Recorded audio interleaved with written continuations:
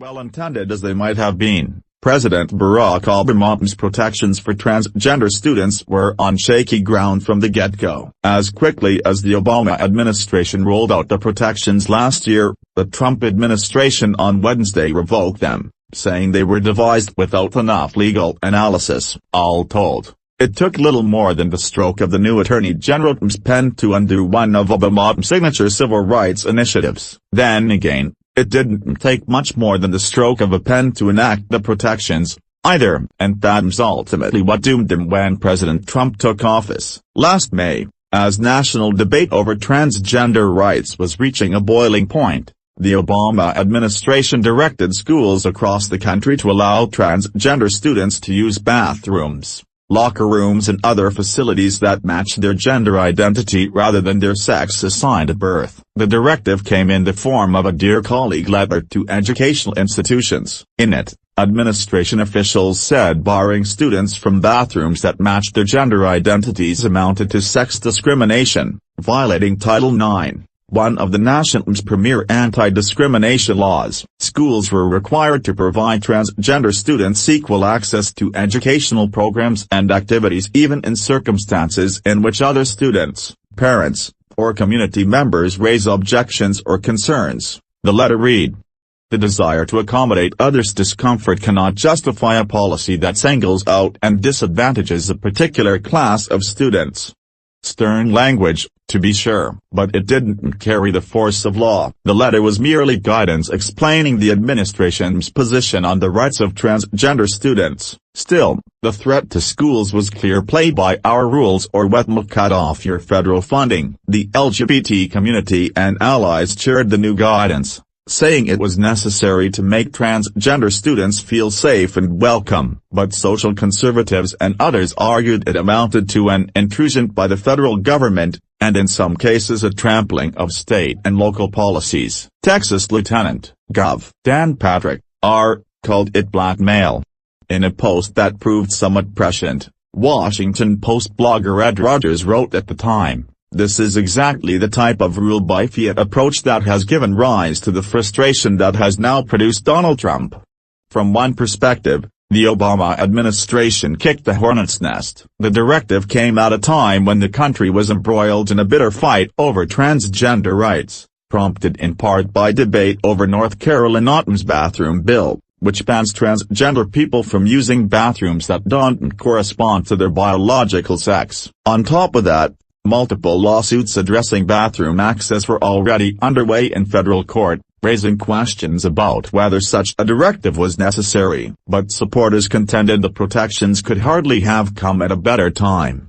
Officials in the Justice Department's Civil Rights Office said they had received a surge in discrimination complaints from transgender students and questions from teachers about how to support them. The nation's largest teachers union backed the directive, saying transgender students had the right to safely express their gender identity in school. Less than 2 weeks after the letter was issued, 11 states filed a lawsuit challenging the directive, saying it had no basis in law and threatened to bring seismic changes to the nation's schools. Later in the summer, another 10 states filed a similar lawsuit, alleging the administration had exceeded its authority. In court, the government's attorneys struggled to explain the thrust of the guidance. Judge Rita O'Connor of the U.S. District Court for the Northern District of Texas balked at the government's argument that sex discrimination under Title IX included discrimination based on gender identity, since nothing in the law mentioned sexual orientation. He also seemed puzzled about how the government expected schools to respond to the guidance. One particularly revealing exchange came during oral arguments in August, when O'Connor asked if the government wanted schools to consider changing their policies, even though they had received only guidance and interpretative documents from the administration. "Of course, we would prefer that school districts and other stakeholders comply with our understanding of the law," Justice Department Attorney Benjamin Leon Barrack responded. "But if the states believe that our understanding is incorrect," he continued, "they suffer no harm at this time, or there is nothing forcing them to proceed as they have been proceeding." The judge seemed confused, at one point referring to the guidance as directives or rules or whatever it is. He continued to press Barrack about how schools were supposed to react. Ultimately, O'Connor ruled against the administration. In August, barely 3 months after the Dear Colleague letters went out, the judge issued a nationwide injunction prohibiting the government from enforcing the directive.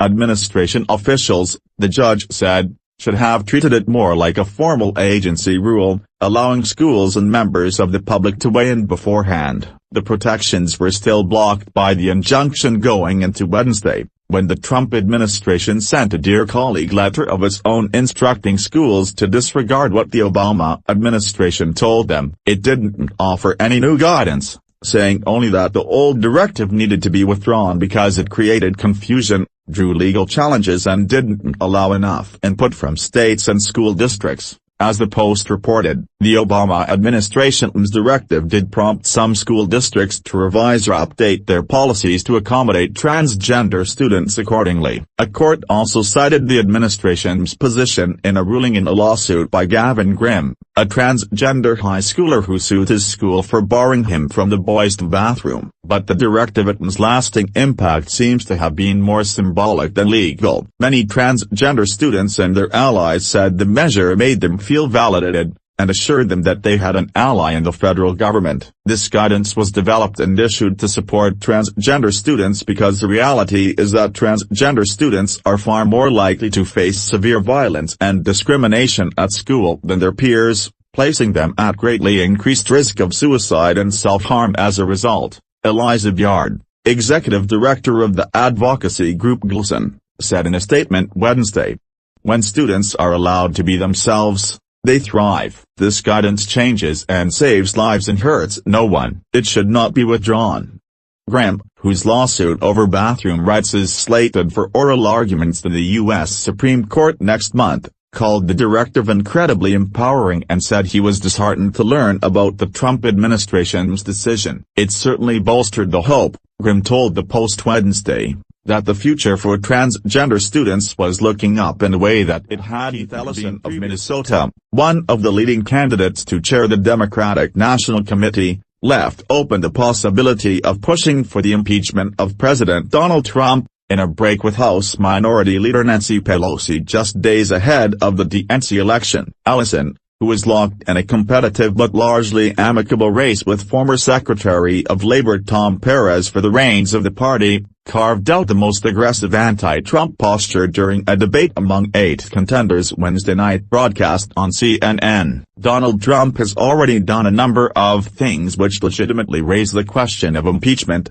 Ellison said. Though he largely stressed themes meant to unite the party, Perez, the perceived frontrunner for the chairmanship, did indicate he would not intervene in Democratic primaries, a stand that most DNC candidates embraced as a result of the bad feelings surrounding the 2016 contest between Hillary Clinton and Sen. Bernie Sanders of Vermont. Many progressives believe that the DNC unfairly assisted Clinton in the primary by crafting the debate schedule in her favor and offering quiet strategic assistance to her campaign along the way. The role of the DNC chair is to let the process run its course, Perez said. Ellison, who enjoys the backing of a swath of liberals, including Sanders, agreed to be a neutral arbiter, but cautioned against Republican-like infighting that led to a rash of exhaustive, expensive primaries during President Barack Obama's tenure. Let's not kill each other off, he warned. South Bend, Indiana Mayor Scott Buttigieg,